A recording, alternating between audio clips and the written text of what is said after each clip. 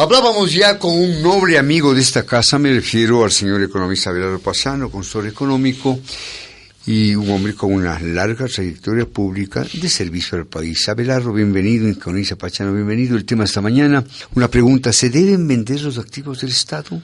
El economista Katiuska King, a quien usted conoce, el economista Katiuska King, analiza un artículo del escenario económico nacional y afirma que el terremoto del 6 de abril, entre comillas, le ha servido de pretexto al gobierno para tomar medidas injustificables, cierro comillas. ¿Está usted de acuerdo con esta opinión? En gran medida sí, así es, Diego, lo hemos dicho en algunas oportunidades.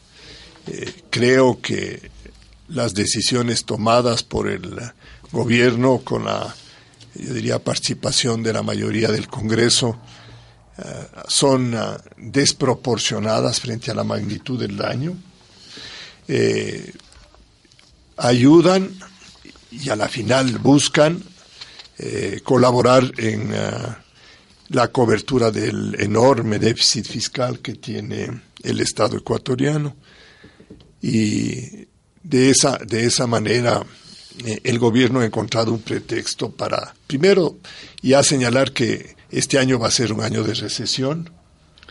Finalmente lo acepta. Claro, le culpa al terremoto, pero se va aproximando, el gobierno de a poco va quitando ese velo que ha ido creando a lo largo de sus años de mandato, especialmente en la parte de la creación y la formulación de las grandes cuentas nacionales, de los grandes indicadores, donde hemos perdido credibilidad.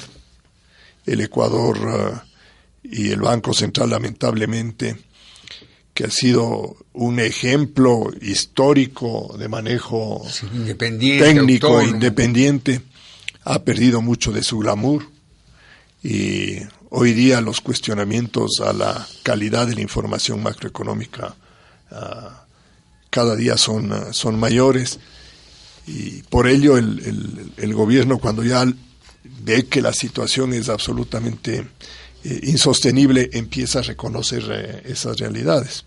Entonces, hoy día el terremoto es el elemento que le ha permitido al gobierno señalar que sí, el año 2016 va a ser un año de recesión, para el gobierno de recesión blanda o pequeñita, para la mayoría de las instituciones internacionales y nacionales de una recesión profunda, complicada, con mucho daño social, que es evidente.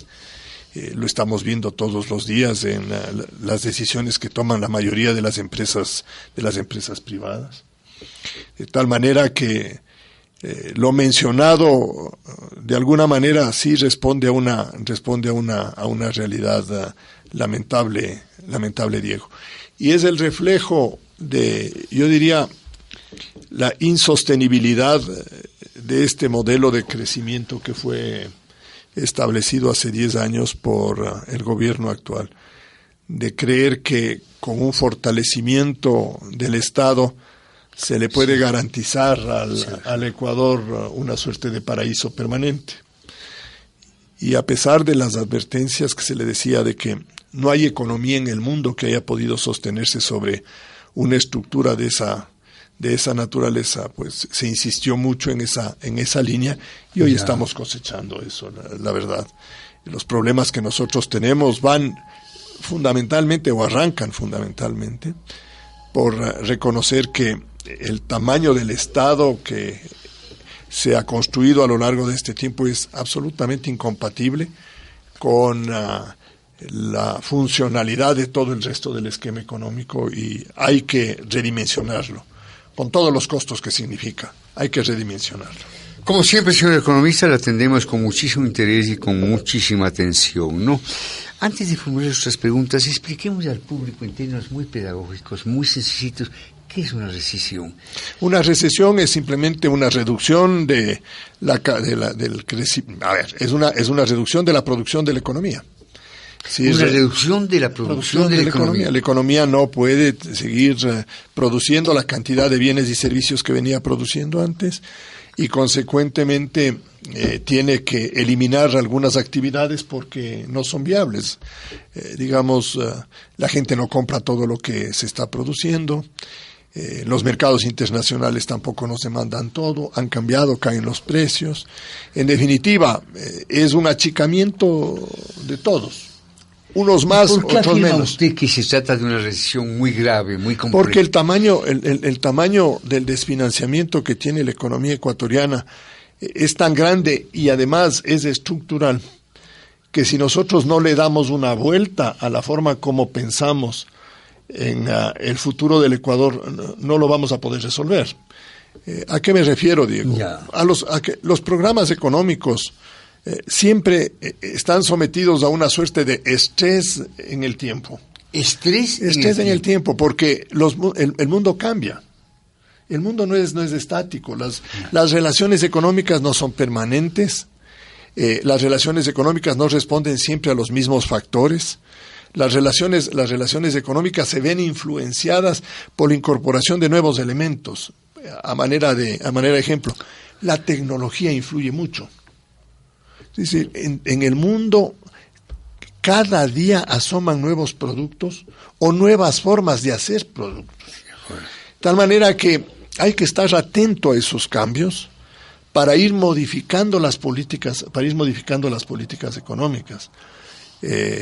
Si uno no cambia, obviamente sosteniendo los principios básicos o elementales de una conducta ética, pero si uno no cambia, realmente la sociedad se enquilosa, se queda ahí estancada, y eso es lo que nos pasa, se congela. Entonces, los modelos absolutistas, ¿no? Todos los modelos absolutistas en la historia del mundo han fracasado, precisamente por eso, porque son inamovibles, ¿no? ¿Sí? Porque les dogmatizan de tal manera que se vuelven irreflexivos, en donde la razón de la sinrazón es la que sostienen esos modelos, ¿no? ¿Sí? Se vuelven tan enervantes que hay que decir cualquier cosa para justificarlos. Entonces, el modelo económico que está en funcionamiento en el Ecuador es un modelo inviable, es un modelo que no nos sirve. Así de categórico. Es inviable, Diego. Nos ha creado unas distorsiones enormes. Hemos vuelto a reconstruir problemas. Tenemos un problema enorme, la desproporción del Estado. Otro problema complicado, la deuda pública. Otro problema complicado, la pérdida de competitividad. La economía ecuatoriana no es competitiva. De confianza. Todo eso se resume en esta nueva variable que algunas veces hemos conversado aquí, Diego, y es que es una variable cualitativa, no cuantitativa, que es la confianza, ¿no? Sentirse seguro, saber que las cosas están yendo bien, saber que las cosas están progresando, están mejorando, de que todos estamos sometidos a una suerte, sabemos así, de competencia creativa, positiva. Esta radio tiene que estar todo el tiempo pensando qué nuevos programas hacemos, qué nuevas cosas hacemos, qué nuevos equipos adquirimos, de qué manera preparamos a nuestro personal. Todo el tiempo, todos los días. ¿No? Si la radio se queda con que, bueno, ya llegamos a lo mejor, en poco tiempo la radio pierde fuerza. ¿Verdad? ¿Por qué? Porque hay una competencia, porque hay un ambiente creativo y todo. La economía es exactamente igual.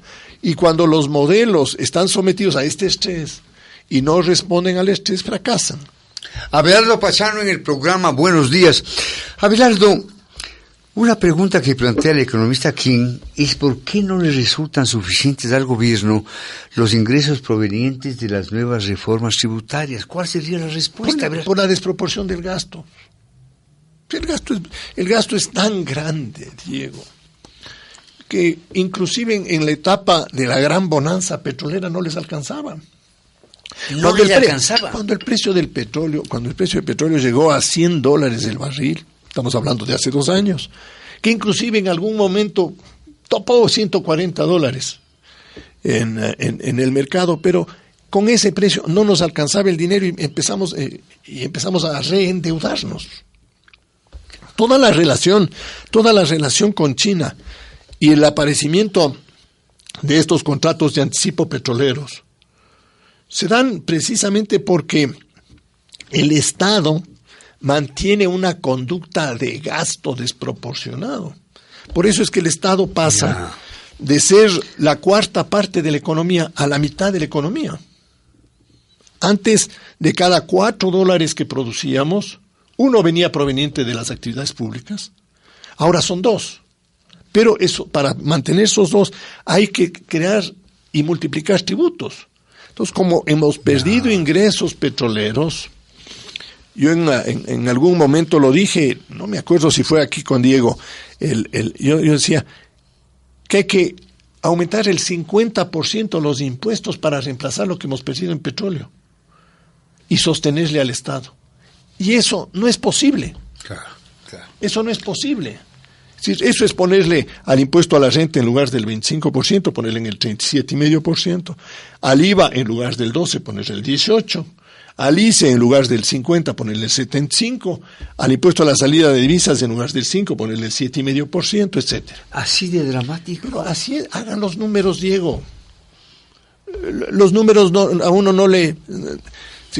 haciendo un poquito de contabilidad, que es lo que me dicen que yo sé hacer, con humildad y todo. Pero nos falta plata, Diego. Si perdemos, el gobierno lo dice todas las semanas, perdimos $7,000 millones de exportaciones petroleras. Hemos perdido el 27% de la exportación. Tantico así, unos 7,000 o 10,000 millones de dólares. ¿Cuántas veces hemos hablado de eso, verdad? Entonces, Diego, ¿con qué les reemplazamos a estos 7,000 millones? Todos los años. No es cuestión de reemplazarle una vez. Es que los 7,000 nos faltó el 2015, nos falta el 2016, nos falta el 2017 y nos seguirá faltando si no se recupera el precio del petróleo. Entonces nosotros estamos poniendo las manos al cielo a decir, Diosito, ayúdanos, que sube el precio del petróleo. Así no se construye la economía. Ahora, Abelardo, gracias por el estilo pedagógico que usted utiliza para responder a las preguntas del programa. Eso es muy útil para el público. Al economista, ¿a quién le preocupa que el gobierno no tenga recursos para pagar las nuevas deudas que ha contraído? ¿También le preocupa a usted? Claro. Si no nos está diciendo nada nuevo, Katiuska. Katiuska lo que está es recogiendo precisamente las angustias del sector público. Aquí nosotros decimos, ¿cuál es el monto total de la deuda pública? Bueno, solo al Ecuador ¿Se sabe la cifra? Sí, se intuye la cifra. Yeah. Pero solo al Ecuador se le puede ocurrir el dar unas definiciones de deuda y decir que no es deuda. Por ejemplo, si yo tengo un crédito, si alguien me presta a 90 días, no es deuda. Si alguien me presta hasta un año, no es deuda. Si el Banco Central tiene papeles del Estado, no es deuda. Si hago anticipos petroleros, no es deuda. Nos estamos engañando, Diego. No sacamos nada engañándonos. Los griegos hicieron eso. Pusieron tierra encima para que digan, no tenemos deuda, no tenemos deuda. Cuando quitaron la tierra o levantaron la alfombra, y ahora no hay cómo pagar. Porque es tan grandota la deuda que no hay cómo pagar. Nuestra deuda supera el 40% del PIB hace rato. El 40% del PIB. Y a mí ¿Cuál sería la nueva cifra, Abelardo? ¿Un 45, 50%? Yo creo que va a llegar a ese rango. Yo creo que si sumamos todo va a llegar. Mire, lo que está al margen de la ley, ¿no? No está, sí, estaría al margen de la ley, pero está al margen de la lógica y de la conveniencia económica. Digamos que a nosotros la ley nos dice que podamos endeudarnos, que podamos endeudarnos el 100% del PIB. Bueno, ahí está escrito el 100% del PIB. ¿Conviene endeudarnos el 100% del PIB? No conviene, aunque le pongamos en el papel. ¿El 40% es bueno? No necesariamente, Diego. Con el 20% a lo mejor tenemos problemas, porque todo es ver si tengo capacidad para pagar. Claro. ¿No es cierto? Entonces, lo que está, la frase con la que estamos comentando, lo que nos está diciendo es, oigan, no es problema del volumen de la deuda, sino es el problema de que se nos cayeron los ingresos y ahora no tenemos cómo pagar eso, entonces hay que reestructurar las deudas. Hay que honrarlas, tenemos que reconocerlas. Yo nunca he sido fanático ni un ferviente desconocedor de la deuda. De caer en el default. No, bueno, en el default a lo mejor caemos, pero en un default legítimo. Y decir, señor, y hemos renegociado, esto no le puedo pagar porque no le puedo pagar. Encontremos una fórmula, nos demos un espacio. Y en las actividades privadas se hace exactamente lo mismo. Deudores de buena fe que vienen y dicen, verán, mi negocio se cayó. El gobierno me ha puesto salvaguardias, no tengo consumidores, esto. Oigan, señores, esto que yo les ofrecí pagar en un año, no les puedo pagar en 1, sino en 5. ¿Qué tiene que hacer la banca? Tiene que reconocer la realidad y ayudarle para mantenerle esa actividad económica, mantener los empleos. Entonces, los acreedores internacionales van a tener que volver a sentarse con el Ecuador. Y los chinos primeritos. Porque si hay un gran ganador en toda esta etapa, se llama China, que nos ha entregado recursos caros, sí, pero ante la angustia de esta política de gasto, que ni siquiera con los $100 del barril de petróleo lo pudimos sostener. Abelardo, vamos al tema de esta entrevista, los otros temas igualmente interesantes. La iniciativa de vender activos del Estado para obtener liquidez es otra preocupación generalizada. ¿Es el actual un buen momento para hacerlo? A ver, como momento malo, como momento es malo. ¿Por qué? Porque el Estado ecuatoriano está en una situación tan precaria que no tiene capacidad de negociación. Es como cuando... Está en desventaja. Pero claro, Diego, cuando uno deja que avancen los problemas y llega un rato en donde ya está ahogado, financieramente ahogado, y le dicen, oye, no te queda más remedio, vende el carro, o vende el piano, o elimina cualquiera de tus activos, y uno sale y le dice, oye, ¿sabes qué? Pasado mañana se me vence una deuda, te vendo el carro. El carro vale $20,000, pero viene alguien y te dice, mi querido Diego, es que ¿quieres? Te doy 12. Pero la deuda es pasado mañana, ¿qué hago? Dame 15. Ok, te doy 15, toma. Bien, persiste 5,000. ¿Por qué? Porque estamos en angustia. En esas circunstancias está el Estado. Entonces, claro, vienen acreedores legítimos, pero que aprovechan la circunstancia. Entonces, se pueden vender. Yo he dicho que sí se pueden vender activos del Estado. ¿Es mala época? Sí, es una muy mala época para venderla. Pero más allá de todo esto, Diego, esta decisión de vender Sopladora, de vender TAME, de vender el Banco del Pacífico, de vender así algunas de las propiedades del Estado, lo que demuestra es que, por otro lado, el modelo que se construyó es ineficiente. Claro. La conclusión es inevitable. Es malo, porque... No nos dijeron que teníamos ahorro, no nos dijeron que sí íbamos a podernos proteger en circunstancias como las que estamos viviendo. La verdad es que ahora hay que vender en lo que Diosito nos dé. Y además, hay en muchas de esas instituciones hay deudas que hay que pagar. Sopladora, yo no sé cuánto vale Sopladora. Exacto. No me voy a atrever a darle un valor de Sopladora porque... habría que ver cuál es el valor de Sopladora. Y de hecho el comprador va a decir, señor, para yo pagar... el producto saneado. Sí. O yo asumo las deudas, claro, en cuyo caso solo le pago a usted la diferencia. Y por jugar simplemente con las cifras, si Sopladora vale 900 millones y nosotros debemos 750 millones, tome los 150 nomás. Porque yo tengo que pagarle a su acreedor los 750, claro, ¿no es cierto? Claro. Sí. Entonces, y por el otro lado le voy a decir yo al Estado, si yo soy el comprador, asegúreme unas tarifas eléctricas que me den rentabilidad a los 900 millones que estoy poniendo aquí. Pero claro.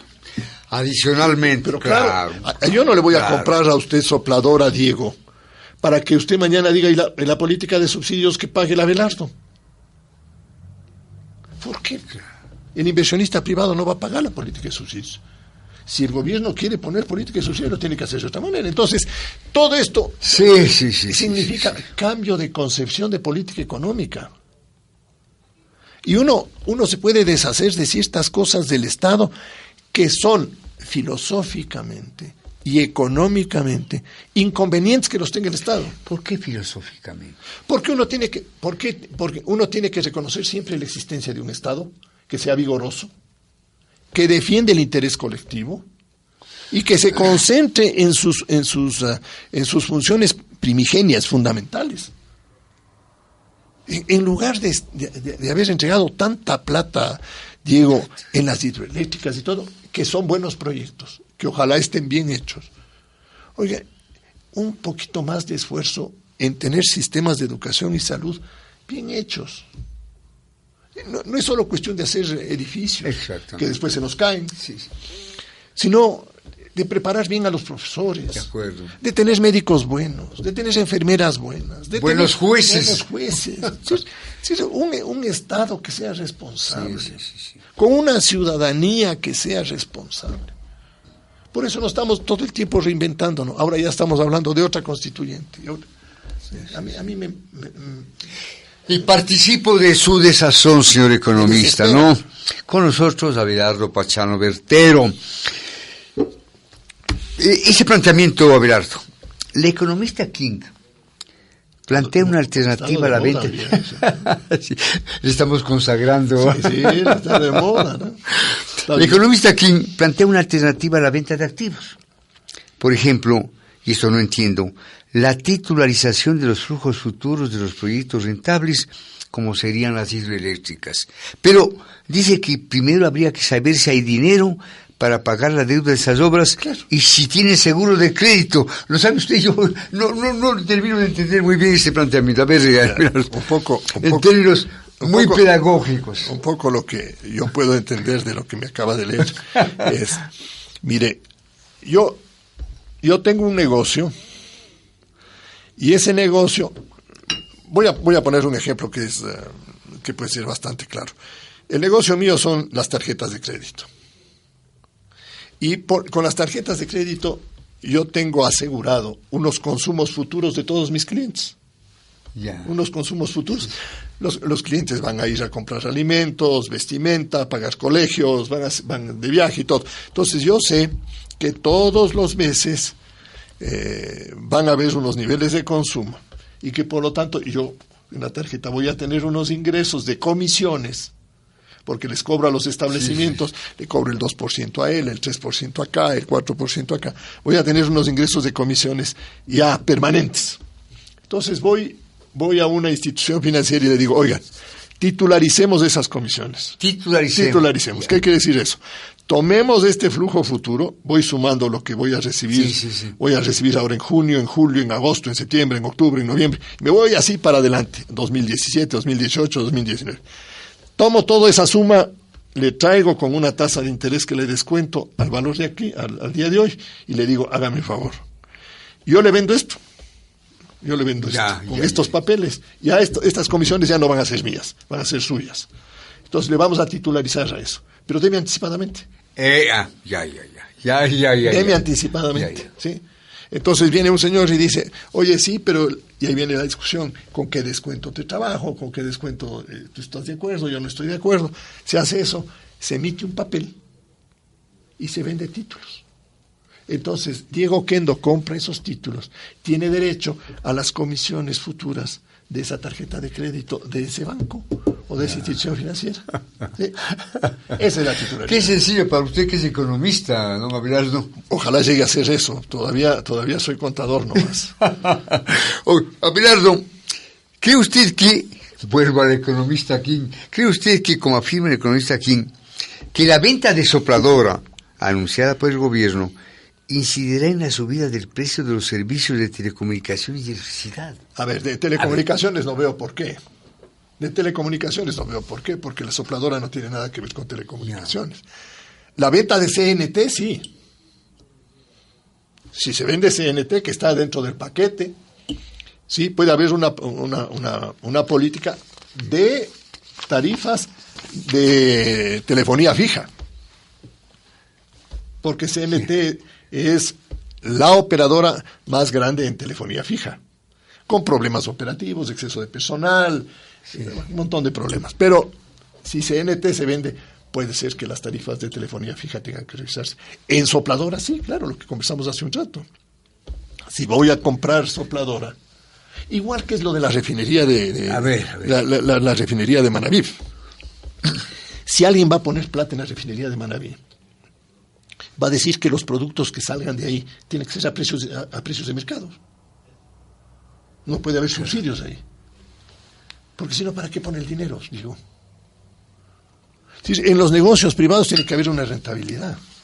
Ahora, hay que ser eficiente en un plano de competencias para que la rentabilidad sea razonable y el consumidor tenga un buen tratamiento. Si usted tenga productos para satisfacer sus necesidades, pero en condiciones que sean compatibles con sus ingresos. Entonces, lo de sopladora, claro que implica una modificación de política de precios de los productos de la electricidad. Claro que sí, por supuesto. Es que este es un proceso, pongámosle los términos que antes conocíamos, es una privatización. Una privatización. Claro, si yo le estoy vendiendo sopladora, estoy privatizando sopladora. Entonces, queremos nosotros privatizar ciertas cosas, pasarles al sector privado. Hagámoslo de una manera que sea responsable. Digámoslo. Muy bien, en la generación hidroeléctrica el Estado va a tener esta proporción y dejamos el resto para el sector privado. Y vamos a tener una bolsa, un sistema de remate de energía a los precios que sean necesarios, pero no cuidando siempre el interés colectivo. Pero nosotros no podemos, si no vamos a tener dinero para nuevos proyectos hidroeléctricos, porque la economía va a seguir creciendo, algún rato de volver a crecer, ¿no es cierto? Entonces, si vamos a necesitar nuevos hidroeléctricos y no tenemos plata en el sector público, ¿cómo atraemos al privado? ¿Cómo le atraemos al privado? Es lo bonito de la economía. La economía todo el tiempo nos está llevando a que le demos una lógica de solución a los problemas. Todo el tiempo plantea desafíos. Y soluciones lógicas. La dolarización. La dolarización, lo conversamos la vez anterior, tiene dos problemas, liquidez y competitividad. Hay que resolver los dos. Y los dos implican cambio de las relaciones macro y microeconómicas. Cambio de las relaciones macro y microeconómicas. Con los costos actuales de producción en el Ecuador no somos competitivos. No podemos nosotros mantener una economía dinámica con estos costos. No podemos. Somos demasiado caros. ¿Por qué se van a Ipiales? ¿Por qué se van a Huaquillas? Es un ejemplo patético. ¿Por qué se van a Huaquillas? A comprar arroz, a comprar azúcar, a comprar sal. No es que se van a traer televisores. Al principio traían televisores, llantas, todas esas cosas. Ya se acabó esa etapa. Ahora es abastecimiento básico del día a día. Las fotos que nos ponen de los carros son llenos de las bolsas de supermercados. ¿No es cierto? ¿Qué están trayendo ahí? Están trayendo, hasta carne han de traer. Me imagino, no sé, pero me imagino que, pero están trayendo. Usted en sus viajes a Ipiales no trae carne. Es que me he ido muy rápido. No, pero Diego, esos son los ejemplos de que nosotros no podemos sostener una economía que no es competitiva. Y eso le pone un interrogante de solución a la dolarización. Ahora, Abelardo, ¿cómo le hacemos competitiva a nuestra economía? Bajando los costos. Y uno de los costos que hay que bajar es el del Estado. El tamaño del Estado. Porque el Estado, empezamos la conversación del día de hoy, diciendo la desproporcionalidad de los impuestos que nos crearon a propósito del terremoto. Sí. Oiga, hay personas en el Ecuador a las que les cayeron los 4 impuestos. Les cayó el IVA, les cayó el de los salarios, el de la renta y el del patrimonio. Eso es cascada. Eso es impuesto en cascada. Nos guste o no nos guste. Pero si nosotros no nos hacemos amigos de la inversión y del inversionista privado, no nos vamos a ninguna parte. No nos vamos a ninguna parte. Escuchamos con viva preocupación, Abelardo. Diego, el inversionista es tan importante como el trabajador. Los dos son igualmente importantes y a los dos hay que cuidarlos. Al trabajador hay que prepararlo y todo. Por esto que hablábamos de los cambios de la economía, ¿no? Antes nosotros lo que queríamos era un trabajador agrícola que con un asadón nos ayude a poner el agua, a hacer los guachos, y ahí poníamos las papitas y listo. Ya eso ya pasó. Ahora nosotros necesitamos un trabajador que piense. Porque ya los procesos productivos son más complicados. Se han depurado. Pero claro, Diego, en todos los campos. Entonces, hoy día al trabajador hay que darle un buen ambiente y por eso es que hablamos de una educación que sea competitiva y por eso es que tenemos que decir que tenemos que al inversionista realmente igual que al trabajador mimarle. Tratarle bien. Pero si nosotros le decimos al inversionista, aquí te va este mazazo, ¿qué es lo que hace el inversionista? Buscar otros espacios. Entonces, grupos ecuatorianos buscando espacios en otras partes. Cuando nosotros deberíamos ir a los empresarios ecuatorianos haciendo el suyo en Perú, por ejemplo. O en Centroamérica. Claro. O en Brasil. Sí, o en Colombia. O en donde sea. Pues uno dice, ¿pero por qué? Bueno, si ya se acabó la economía ecuatoriana, porque ya no da más. Está bien que salgan. Los chilenos salen. Los colombianos salen, pero esa economía interna sigue dando frutos. Pero no, pues aquí lo que hacemos es quitarle oportunidades a la economía ecuatoriana. Y alguien viene y dice, sabe señor que la ley de la herencia sí es legítima porque esa parte le corresponde al Estado. Por cierto, Abelardo, escuchamos con mucha atención, ¿no faltará alguna voz oficial que diga que su visión es tremendista, no? No, yo no soy tremendista, Diego. No soy tremendista. Estamos perdiendo empleo todos los días. El mundo tiene que ir cambiando, Diego.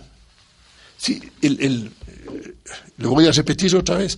Los procesos de desarrollo son procesos de aprendizaje permanente. Sí.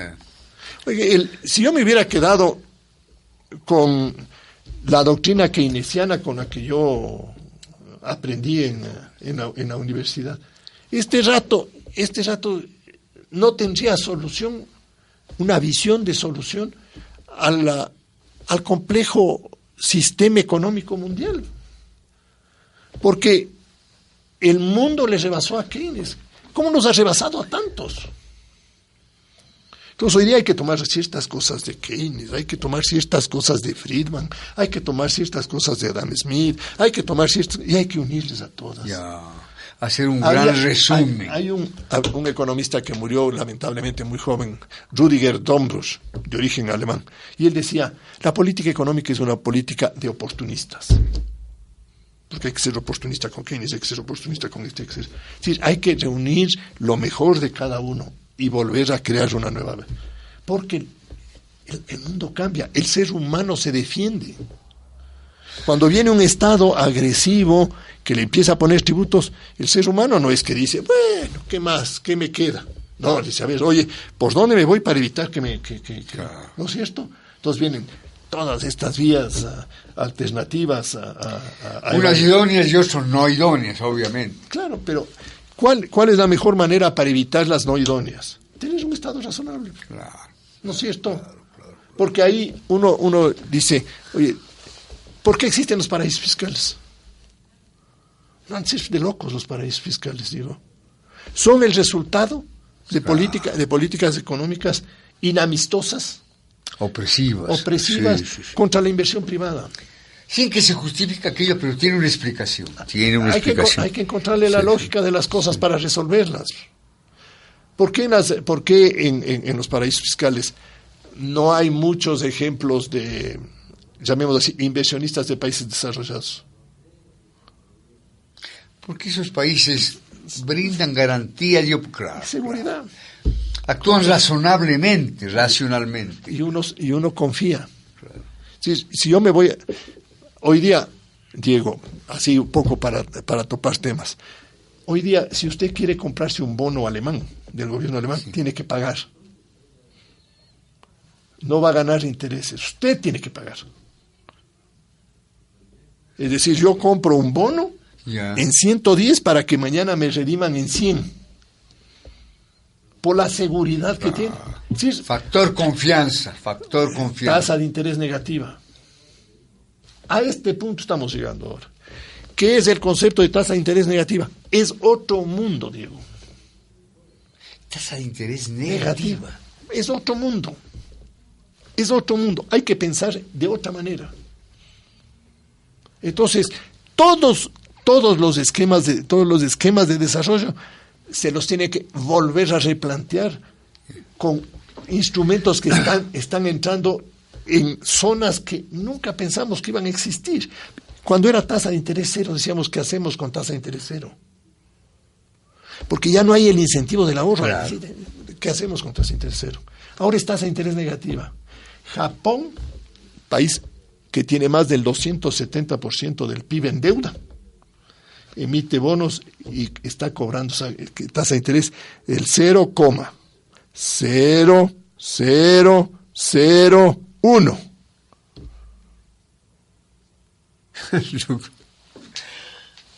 Una milésima. Está cobrando Japón. Entonces, oiga, a ver, sentémonos un ratito a ver qué pasa. Porque mañana todas estas políticas traerán cosas buenas y traerán cosas malas. No hay política económica perfecta, Diego. Caramba, qué sala tan sugerencia la protagonizada. Una última pregunta, Abelardo. El Banco Mundial ha dado sus previsiones sobre el desempeño de nuestra economía en este y el siguiente año. Sí. ¿Cómo avisora usted la situación? Como lo que es. El Banco Mundial se acaba de alinear con el Fondo Monetario. El Fondo Monetario nos dijo que íbamos a decrecer este año en el salud. Gracias. En el 4,5%, tráigale un pañuelito. El 4,5% decía el banco, el Fondo Monetario. Ahora el fondo dice que, el Banco Mundial dice que es el 4%. Es decir, antes el Banco Mundial creía que nosotros íbamos a tener una mejor situación. Hoy ya están viendo lo que está viendo el fondo. Los principales institutos de investigación internacionales nos ponen no menos del 2,5% de caída. Cortes aquí. Y los intereses de los chinitos. Pero claro, pero Diego, cuando uno ve ese número, inmediatamente póngase en la cabeza, esto significa más gente en la calle. Cuando la economía se cae, significa más gente en la calle. Siempre tenemos que estar creciendo por lo menos a lo que crece la tasa demográfica, por lo menos, sin topar productividad, para que la productividad siga igualita. Pero tenemos que crecer más para ir mejorando la productividad y para volvernos competitivos. Y ahí tenemos que cuidar la política salarial. Diego, el gobierno dice que hoy día tenemos, ahí están los indicadores, más o menos la mitad del mercado laboral ecuatoriano está entre subempleo, empleo inadecuado y desempleo. La mitad. Si uno se pone a pensar y dice, oye, nosotros tenemos desprotegidos a 1 de cada 2 trabajadores. El código laboral, que lo venimos aplicando desde la época del general Enríquez Gallo. 1938. ¿No es cierto? A la fecha, ¿acaso no nos ha creado una distorsión y una inequidad laboral horrible? ¿Y no será bueno repensarlo? Hay mucho interés por la entrevista, son las 8 de la mañana con 57 minutos. Señor economista, hemos recibido una llamada telefónica, es una llamada certificada, y nos piden que le planteemos a usted esta pregunta, sé que es una pregunta delicada. ¿Qué procedimiento se debe seguir para recuperar inversiones en Proinco? Seguir las disposiciones de la ley de bancos y acercarse a la institución, que me imagino debe estar intervenida por la superintendencia de bancos, para que se cumplan las prioridades que establece la ley en cuanto a la recuperación de los pasivos, ¿no? Es decir, primero tienen que cubrir los pasivos laborales, es decir, cumplimiento de obligaciones con el IES de todos los trabajadores de Proinco, y luego ir liquidando activos para que vayan pagando a los depositantes, ¿no? Desde los depositantes de valores pequeños a los depositantes. Los temas de Proinco más bien temas inmobiliarios, ¿no?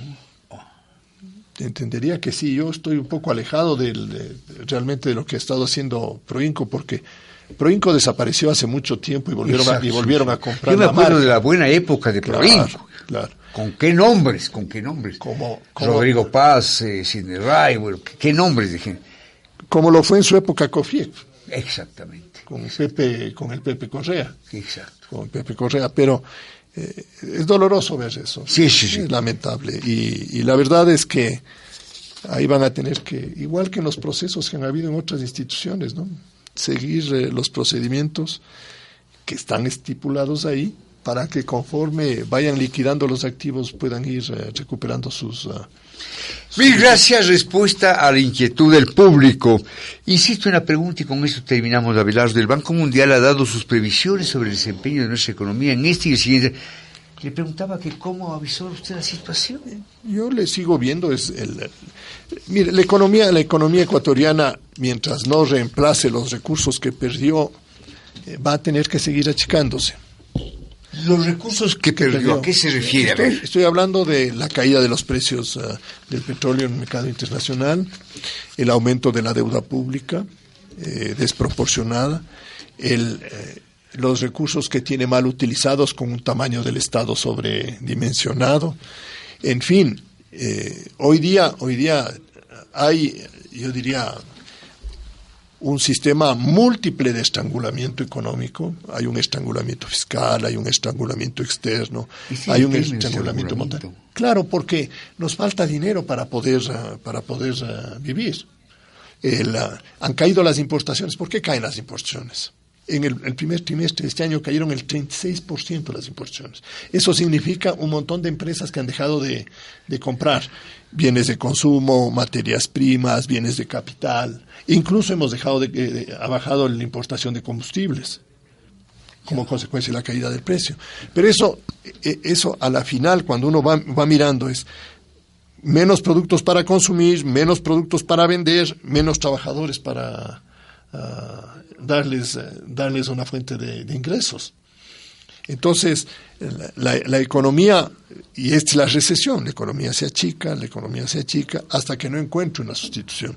¿Cuál es la sustitución? La sustitución natural es volver a acercarse a los capitales privados de una manera razonable, para que nosotros podamos volver a tener flujos futuros, de lo que hablábamos hace un rato, para que puedan tener flujos futuros que nos aseguren que podemos nosotros construir empresas, desarrollar proyectos, primero porque vamos a tener una economía que crece en el Ecuador, y segundo porque vamos a poder competir en el mundo. Entonces hay que arreglar el problema de competitividad. Es decir, conceptualmente hay que volverle a pensar a la economía ecuatoriana, y eso es lo lamentable. Yo aprovecho esta pregunta, Diego, porque entre la política y la economía, que están tan vinculadas y son tan dependientes, donde la política marca muchísimo de la economía, y a ratos la economía le marca a la política, pero hoy día la política nos ha marcado muchísimo. Y yo leí recién una novela que la había querido leer desde hace muchísimo tiempo, que dice Hijos de nuestro barrio, de este egipcio que se llama Naguib Mahfouz, premio Nobel del año 1988. Esta novela es escrita en el año 1959 y fue acusada de ser una blasfemia contra... Sí, a lo que se refiere, ¿verdad? ¿Qué es lo que dice Hijos de nuestro pueblo? Es la historia del desarrollo de los barrios en las comunidades musulmanas, vinculadas con el ambiente egipcio, en donde hay un gran líder que crea un barrio y que luego se transforma en una suerte de referente no visual, sino es que como él hacía, y se encarga la administración de los barrios a unos suerte de gobiernos ahí que terminan siendo déspotas, abusivos, explotadores, maltratadores de la gente, hasta que asoma un hijo del barrio y dice, no, esto no puede ser, nuestro gran líder nunca dijo que esto era así, y logra articular una gestión para desterrar estas políticas abusivas. Y logra desterrar. Y claro, pasa la etapa de este hijo del barrio, muere este hijo del barrio y vuelve otra vez. Y vuelven otra vez los abusivos, nace otro hijo del barrio. Y entonces están entre que reconstruyen los sistemas de convivencia pacífica. Es un círculo. Es un poco lo que vivimos los ecuatorianos. Hoy día estamos hablando otra vez volvamos a tener una constituyente. ¿No es cierto? El Ecuador tiene que volver a repensar lo que es. Y no sabemos lo que somos, ni sabemos a dónde nos queremos ir. La próxima charla con Abelardo Pachano será exclusivamente sobre temas políticos, porque también es un agudo crítico político, ¿no? Abelardo, esta es su casa. Muy gentil. Señoras y señores, buenos días.